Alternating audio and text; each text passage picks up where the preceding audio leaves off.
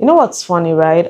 Sometimes you don't make a big life-changing decision because of a huge moment. It's sometimes just about a random, ordinary Tuesday, a raining morning, one frustrating experience that suddenly changes your perspective. Everything you have been trying to convince yourself not to do becomes the only thing that makes sense at that moment. Right? That's exactly what happened to me quite recently.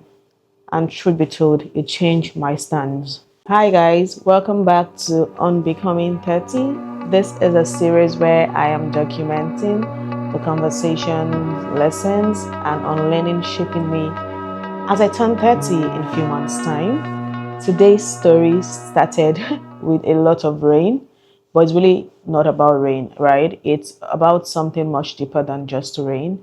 It's about realizing that I had been putting a part of my life on hold, waiting for a future that has not arrived, right? If you live in Lagos, you already know that when it rains, it pours. When it rains, oh my God, it doesn't just rain. The entire city is flooded. The road disappear. Traffic doubles. Like places that have never been flooded before. Yeah, they start getting flooded. This year's rain has been crazy. Everything just, it's frustrating. So this particular morning, I had, I'd prepared for work very early, got dressed, packed my bags. I had umbrella, I had a raincoat on. I even wore the raincoat over my bag, like so that my laptop doesn't get wet. I was, prepared for the rain. I mean, it's usual Lagosian thing, or at least I thought I was prepared. Whew.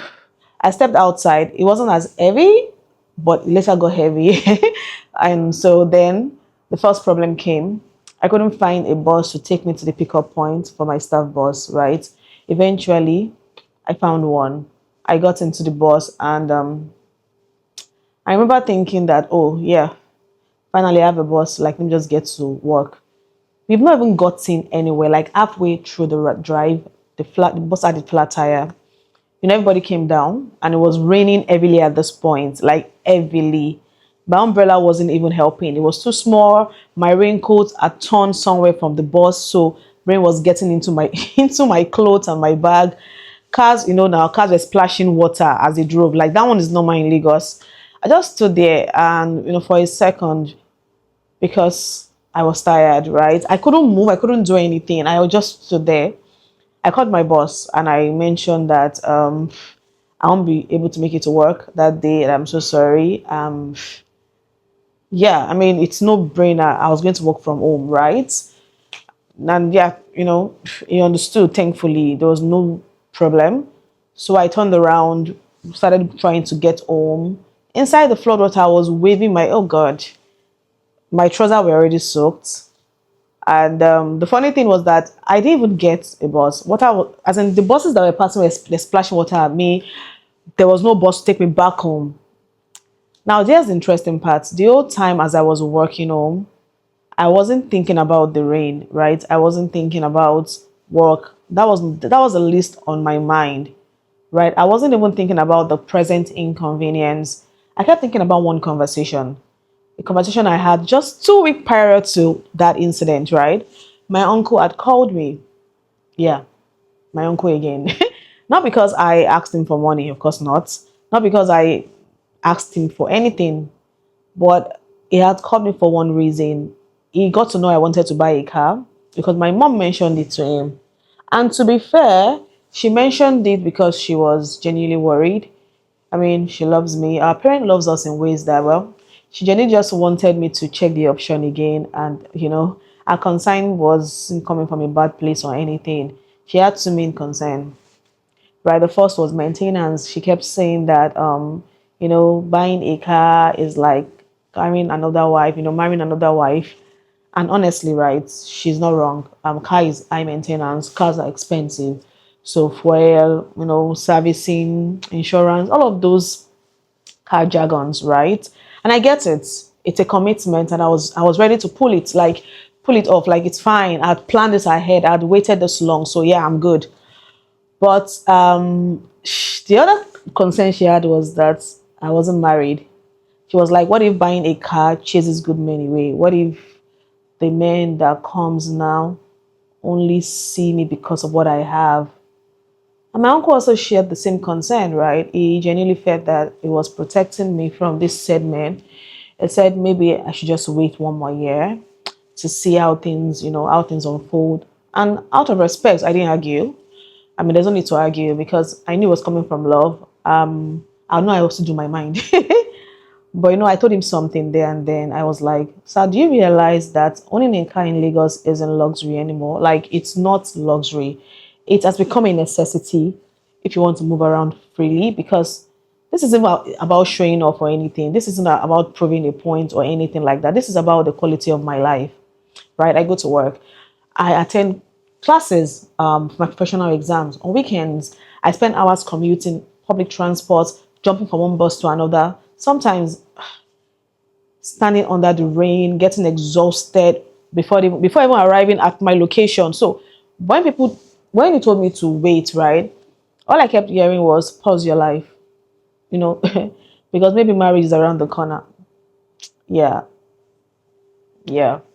And as I walked home that raining morning, I asked myself something, right? What exactly am I waiting for? Let me just genuinely ask, like, because here's the truth. I have dated while jumping buses. Of course, I have dated. And those relationships didn't automatically become healthier because I did not own a car. It is not the math. Like, so